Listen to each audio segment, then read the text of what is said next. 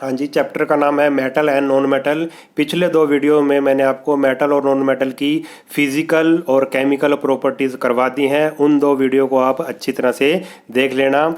इस वीडियो में हम रिएक्टिविटी ऑफ मेटल के बारे में पढ़ेंगे और मेटल और नॉन मेटल के यूजेस के बारे में पढ़ेंगे। तो रिएक्टिविटी ऑफ मेटल्स क्या होती है? रिएक्टिविटी होती क्या है? The tendency of an element to react with other substances to form compound is an indicator of its reactivity.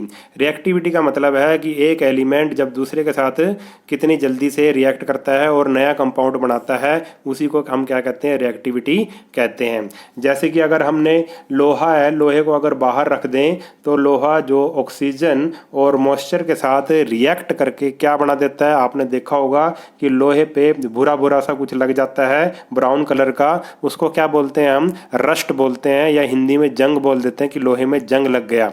तो क्या कर दिया उसने? क्योंकि लोहा एक रिएक्टिव एलिमेंट है, इसलिए वो एयर के साथ यानी कि मॉइस्चर, हवा के साथ और मॉइस्चर के साथ रिएक्ट करके क्या बना देता है? जंग बना देता है। तो इसी को हम क्या कहते हैं? रिएक्टिविटी कहते हैं। और हर एक एलिमेंट की रिएक्टिविटी अलग अलग होती है।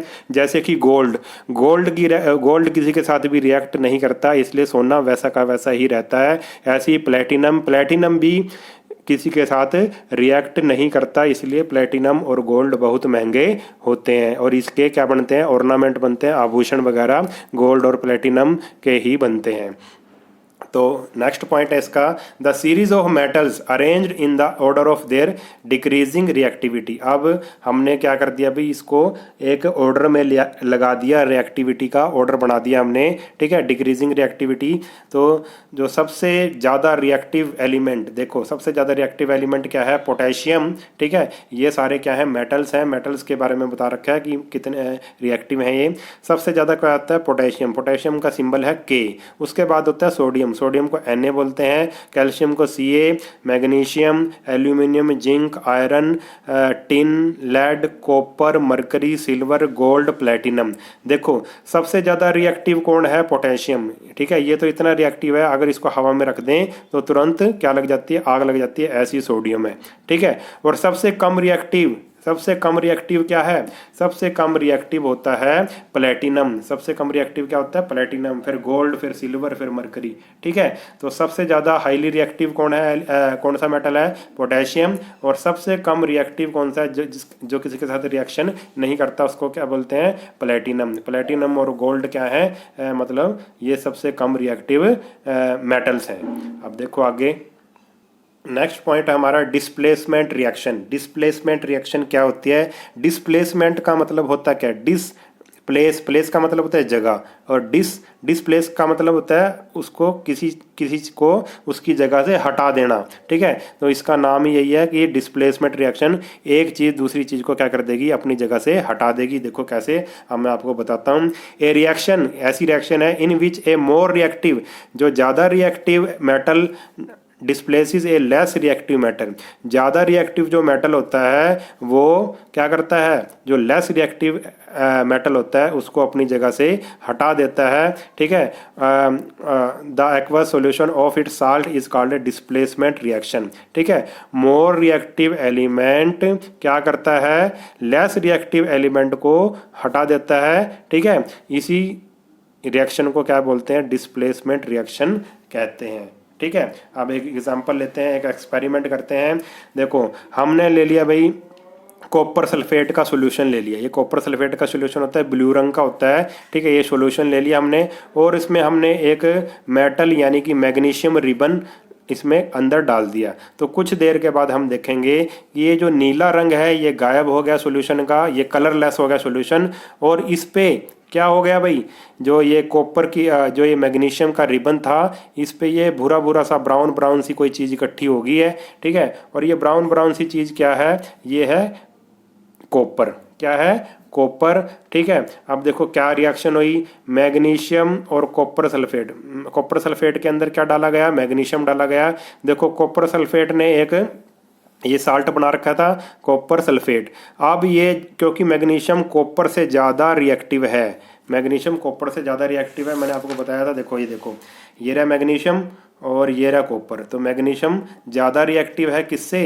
कॉपर से। तो क्या करेगा मैग्नीशियम, क्या करेगा, इस जो SO4 को है, जो ये सल्फेट है, ठीक है, इसको हटा देगा, अपने साथ लगा लेगा और कॉपर को कर देगा अलग। ठीक है, इसको जो सल्फेट है ये, इसको क्या कर देगा, ये अलग कर देगा, अपने साथ लगा लेगा, इसके साथ कंपाउंड बना लेगा।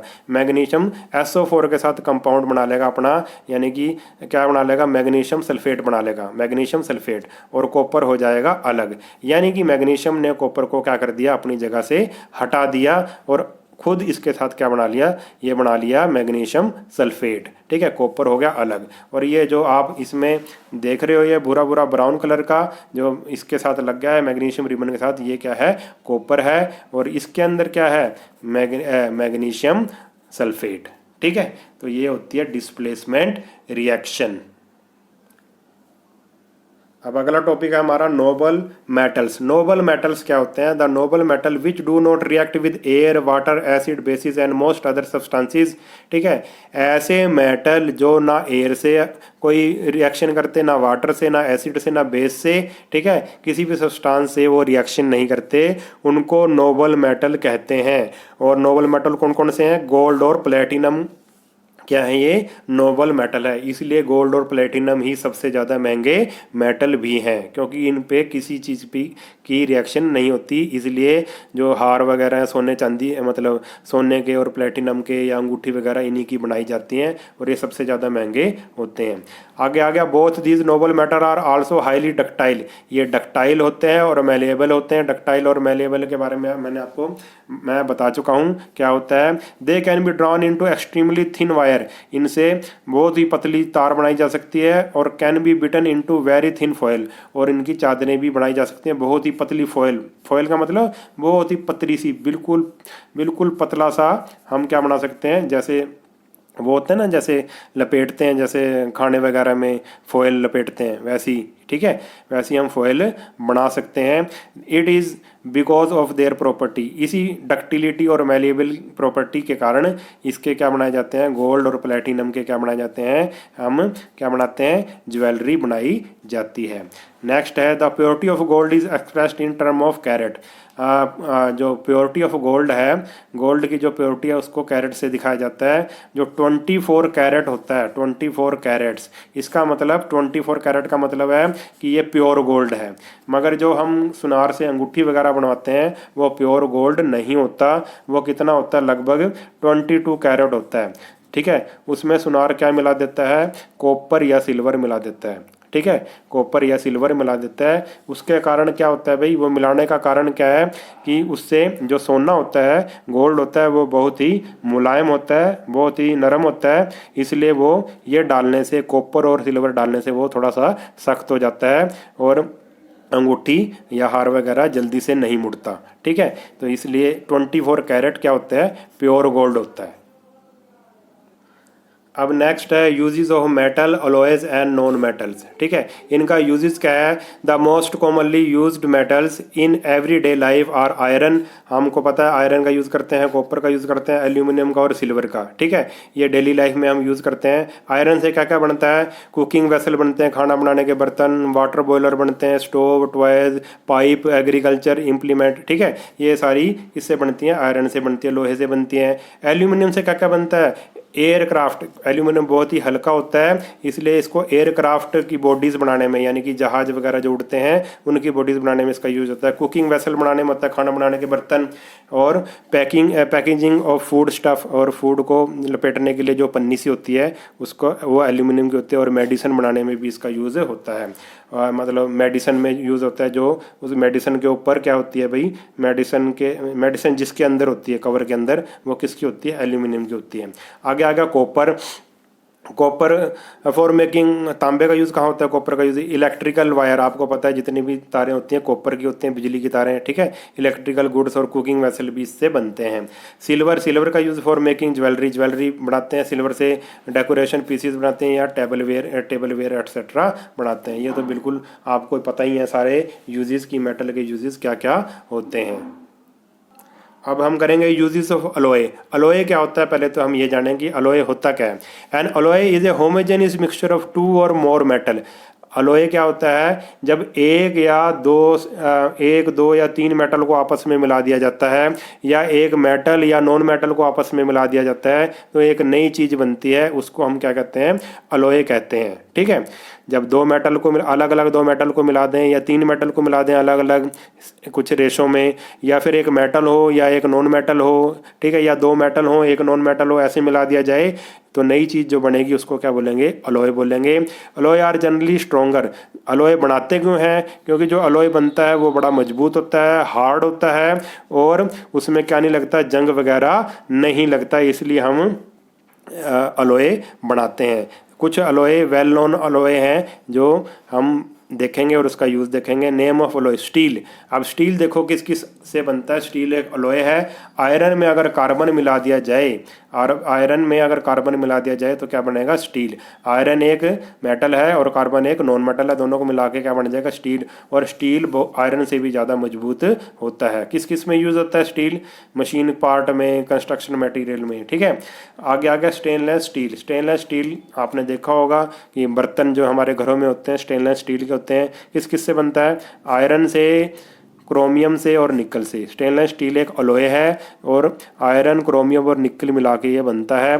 क्या बनते हैं इसे, खाना बनाने के बर्तन बनते हैं, ठीक है, सर्जिकल जो इंस्ट्रूमेंट वगैरह जो भी इम्प्लीमेंट, ठीक है, वो बनते हैं। उसके बाद आ गया ब्रास। ब्रास किससे बनता है, कॉपर और जिंक को मिला के ब्रास बनता है। इसके भी बर्तन वगैरह बनते हैं, स्टैचू बनते हैं, नट्स बोल्ट बनते हैं इससे।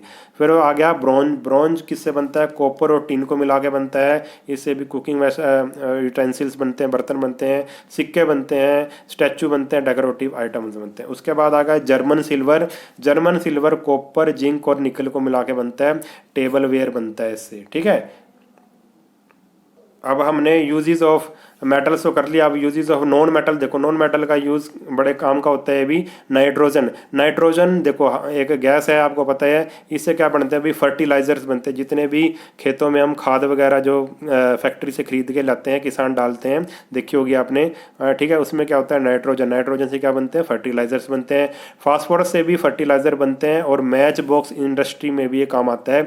जो माचिस बनती है, माचिस का जो जिससे माचिस इंडस्ट्री में भी ये इसका यूज़ होता है। उसके बाद आ गया आयोडीन। आयोडीन क्या है भाई, एंटीसेप्टिक के यूज़ में। जब हमें चोट वगैरह लग जाती है तो वो नीली नीली बैंगनी बैंगनी सी जो दवाई होती है, जो लिक्विड सा होता है, डॉक्टर उस पर लगाता है, घाव पे लगाता है, उसको धोता है, वो क्या होती है, आयोडीन होती है। यानी कि आयोडीन क्या होती है, एंटीसेप्टिक की तरह काम करती है। उसके बाद आ गया सल्फर। सल्फर किस में यूज़ होता है, पटाखों में यूज़ होता है, क्रैकर्स में, गन पाउडर में यूज़ होता है, और सल्फ्यूरिक एसिड बनाने में सल्फर का यूज़ होता है। उसके बाद आ गया ऑक्सीजन। ऑक्सीजन क्या है भाई, essential for all living things, सभी के लिए आप जरूरी है ऑक्सीजन। और डायमंड। डायमंड तो आपको पता है, डायमंड क्या है, ज्वेलरी के काम आता है, और ग्लास कटिंग के काम आता है, ग्राइंडिंग ऑफ टूल्स के काम आता है। और graphite it in batteries and in pencil. Graphite का यूज़ बैटरीज में होता है, सेल वगैरह में जो बैटरी होती है, और पेंसिल में इसका यूज़ होता है। जो ये पेंसिल बनी हुई है, जो ये आगे वाली चीज़ है इसकी, ये क्या है, ग्रेफाइट है। ये सिक्का है जो पेंसिल का, ये क्या चीज़ है, ये ग्रेफाइट की बनी हुई है। ठीक है, तो ये कुछ यूजेस थे। तो ये हमारा चैप्टर ये कंप्लीट हो गया है। आप तीनों वीडियो इसके देख लेना, अच्छे से समझ लेना, उसके बाद हम क्वेश्चन आंसर इसके करेंगे। अगर आपको वीडियो अच्छा लगा है तो चैनल को सब्सक्राइब कर लेना, और वीडियो को अपने सभी दोस्तों के साथ शेयर कर देना। नेक्स्ट वीडियो में मिलेंगे, तब तक के लिए नमस्कार।